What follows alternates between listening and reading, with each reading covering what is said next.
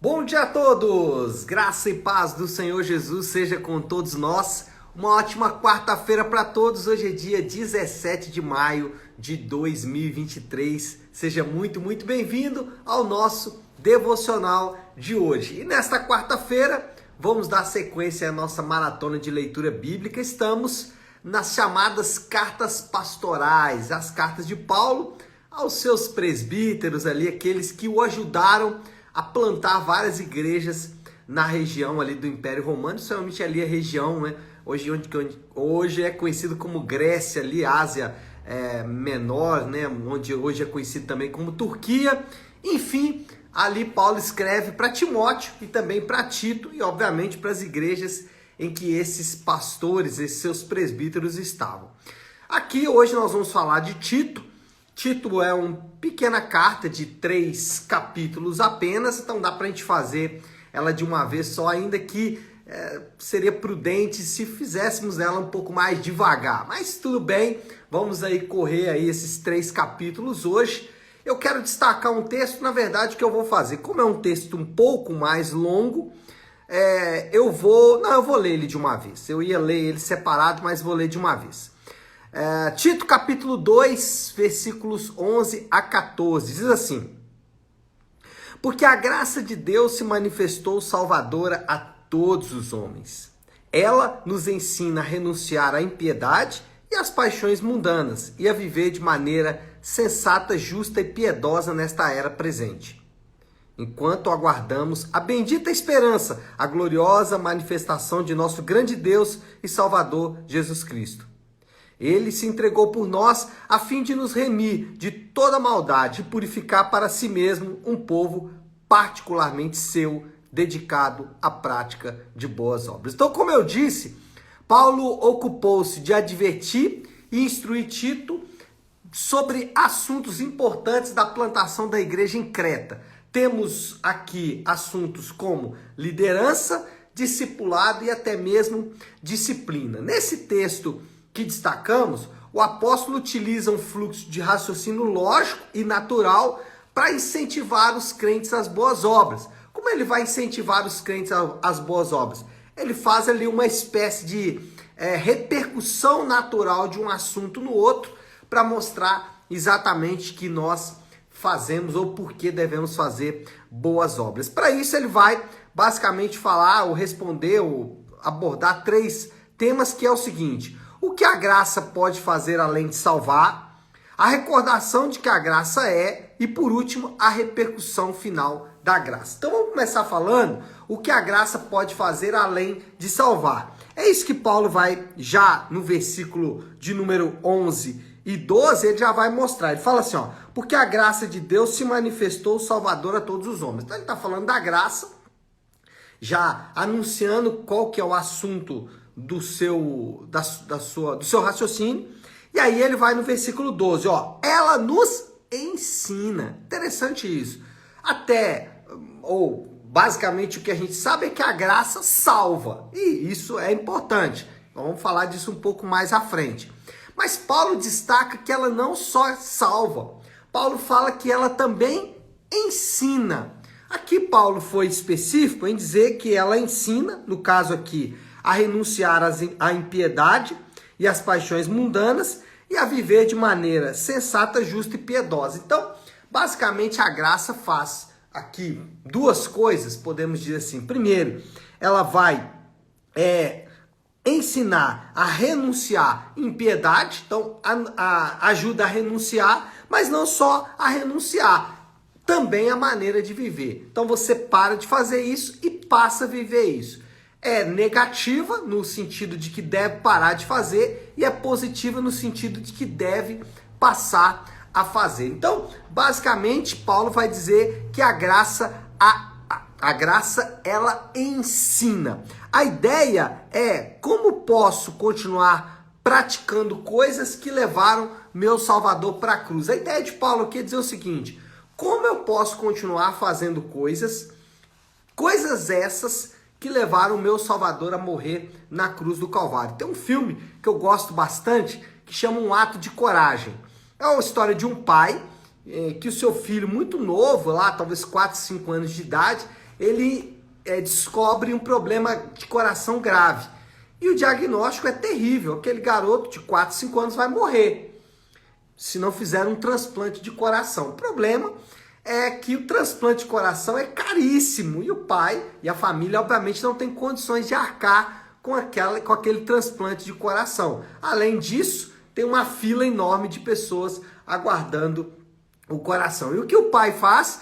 O pai sequestra o hospital, ele sequestra as pessoas ali, os médicos, enfermeiros e pacientes daquele hospital e exige que se faça o transplante do coração do filho. Qual é o problema? Não tem um coração para transplantar para o filho. E aí o que ele faz?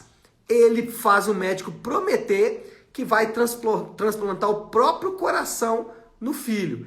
E ele se dispõe a tirar a própria vida para que o filho viva. Só que aí o filme tem um desenrolar que eles acabam conseguindo lá um coração para o filho. E o pai, obviamente, é preso. Mas no final do filme, o filho vendo o pai indo para a prisão exatamente porque se sequestrou e se dispôs a tirar a própria vida pelo filho, o filho promete que vai honrar o ato do pai. Por que eu estou contando a história do filho que promete honrar o ato do pai? Porque, basicamente, é o que Paulo está dizendo aqui. Ele está falando o seguinte, olha, como que eu posso continuar fazendo as mesmas coisas que levaram o meu Salvador para a cruz? É como se aquele filho que recebeu um coração novo começasse a viver uma vida que, em pouco tempo, o coração dele novamente iria falhar. Não faz muito sentido e outra coisa, é uma afronta àquele que se entregou. Então Paulo basicamente está trabalhando dentro desta lógica, dentro deste raciocínio. Quando a gente fala sobre isso, a gente aborda um tema que sempre traz alguma confusão, e aí especialmente em meios cristãos evangélicos, que é sobre a motivação para a nossa transformação. Paulo aqui vai dizer que a motivação para a transformação do nosso coração, ou a motivação para as nossas boas obras, deve ser a graça de Deus. E aí você deve perguntar, mas por quais outros motivos eu posso optar pela transformação? Quais outros motivos podem motivar a minha transformação? Por exemplo, tem pessoas que podem ser motivadas pela lei. Eles vão dizer o seguinte, se eu obedecer à lei, Deus vai me livrar do inferno. Ou se eu obedecer, for um bom garoto, Deus vai acabar se agradando de mim, ficando muito feliz com a minha vida. É óbvio que agradar a Deus é importante, porém não é isso que garante a nossa salvação. Não é a obediência à lei que garante que o homem vai ser salvo e principalmente, a obediência à lei pode tornar o homem orgulhoso, porque ele vai saber que foi ele que obedeceu à lei, por isso ele merece todo o mérito de Deus. Paulo diz, não, é a graça que deve motivar a obediência e não a lei.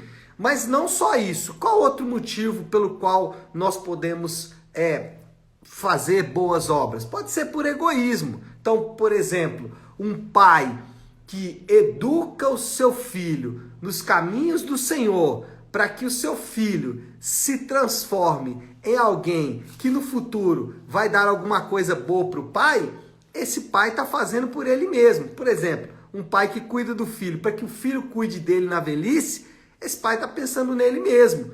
Não é uma boa motivação para fazer isso. Temos que educar os nossos filhos no caminho do Senhor? Temos, mas temos que fazer isso pela graça de Deus. Assim como o Pai, Deus, nos ensina através da graça, nós também devemos ensinar os nossos filhos através da graça. Estou dando um exemplo aqui, mas esse exemplo pode se espalhar em outras áreas da nossa vida. O casamento, por exemplo, um marido que trata bem a sua esposa, pensando em obter da esposa um tratamento bom também, na verdade ele não está tratando bem a esposa, está tratando bem a ele mesmo. A esposa é só um meio para se alcançar um fim. Então, o que Paulo diz aqui é o seguinte, o que deve motivar a nossa transformação, o que deve motivar a mudança do nosso comportamento é exatamente a graça de Deus. E aí Paulo recorda para os crentes o que é a graça de Deus, destacando 2 aspectos fundamentais da graça: a salvação e a substituição. Versículo 11, Paulo fala: porque a graça de Deus se manifestou salvadora. E no versículo 14, parte A, ele fala assim: ele se entregou por nós.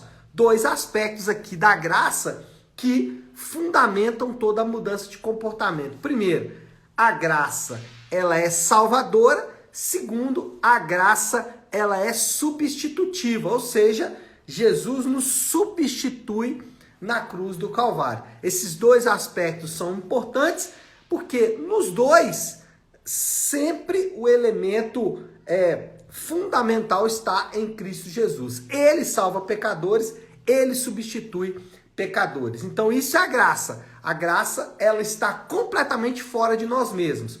Não podemos olhar para nós mesmos ou olhar para o nosso interior à procura dessa graça. Nós temos que olhar para fora de nós mesmos. Na verdade, temos que olhar para Jesus, porque ele é de fato aquele que fez a graça, ou transformou, ou transmitiu a graça a todos os homens. E por fim, Paulo vai, depois de falar sobre a graça que muda comportamentos, o que é a graça, ele vai por fim dizer a repercussão da graça, que a graça por fim vai fazer. E aí o que ele vai dizer aqui no versículo 14, ele diz, parte B agora, ele fala assim: ele se entregou por nós a fim de nos remir de toda a maldade e purificar para si mesmo um povo particularmente seu, dedicado à prática de boas obras. Então, dois pontos aqui: a graça comprou um povo de propriedade exclusiva de Deus. Então, qual é a repercussão da graça? Não somos de nós mesmos. Toda a nossa vida deve estar sujeita a Deus. Nossa agenda, nossos gostos, nossas decisões, entre outras coisas. Por quê?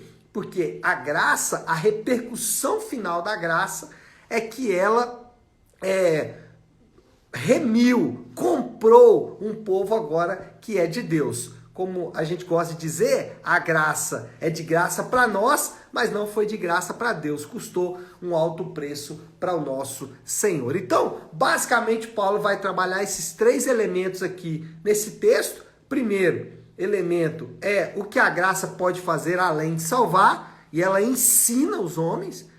Falamos ali da mudança de comportamento pelos motivos que podem ser legalismo ou egoísmo. Paulo diz que o motivo para a mudança deve ser a graça. Depois Paulo recordou o que é a graça, com dois elementos, salvação e substituição. E por fim Paulo tratou da repercussão da graça. Deus comprou com a graça um povo que é exclusivamente seu. Moral da história: a graça de Deus manifesta no Evangelho de Jesus não é meramente salvação de pecados. Ela ensina o homem e transforma a partir de seus afetos. Então, o que a graça faz é mudar o nosso coração. Podemos até mudar de comportamento e continuarmos abraçados ao pecado. Acontece muito com pessoas que elas mudam, por exemplo, a maneira como tratam as outras pessoas, mas no coração abriga ódio, rancor, amargura e tudo mais. Por fora está tudo ok, mas por dentro está tudo podre. E Paulo vai dizer, a graça, ela faz exatamente o contrário. Ela muda interiormente e isso repercute no exterior das pessoas, especialmente daqueles que agora estão em Jesus. Bom, desafio do Léo aí, já para a gente ir terminando, né? Por que mudamos de comportamento? A pergunta: por que nós mudamos nosso comportamento? Lembre-se, será que mudamos por medo? Por medo de não obedecer a Deus e por fim ele nos punir severamente? Ou mudamos por egoísmo, usando as pessoas para o nosso próprio bem, usando os filhos, a esposa, os funcionários, os irmãos da igreja, qualquer outra pessoa? Então, mudamos por medo ou por egoísmo? Nenhum dos dois é a maneira bíblica e correta. A maneira que transforma os afetos é mudando por causa da graça de Deus. Eu faço isso porque Jesus morreu exatamente para que eu fosse livre desta prática, para que eu não fizesse mais isso. Então, por que eu devo amar? Porque Jesus morreu exatamente porque ele me amou e para que eu pudesse amar pessoas também. Essa é a ideia da mudança de comportamento. Tá certo, meu povo? Vamos orar, né, gente? Chega, já falei demais. É hora de orar, é hora de orar. Vamos fazer isso. Se você puder, pare aí um instante o que você está fazendo e vamos juntos buscar a Deus em oração. Querido Deus, Pai de amor e graça, Senhor, reconhecemos que estamos distantes desse ideal do Senhor, mas também reconhecemos que a Tua palavra, ela nos ensina como devemos nos comportar. Senhor, muitas vezes mudamos nosso comportamento por medo de sermos punidos ou por egoísmo, pensando em nós mesmos. Mas nessa manhã, aprendemos que a mudança de comportamento deve estar baseada na graça do Senhor. E assim, vamos ser transformados de dentro para fora. Ajuda-nos nessa tarefa, Pai, porque ela não é fácil e de tempos em tempos vamos nos desviar dela. Por isso precisamos do Teu amor, da Tua graça, da Tua misericórdia nos conduzindo sempre. Essa é a minha oração, eu faço isso em nome de Jesus. Amém. Amém, meu povo? Bom, então é isso. Nós vamos ficando por aqui. Que Deus te abençoe. Uma excelente quarta-feira para todos. Fiquem com Deus.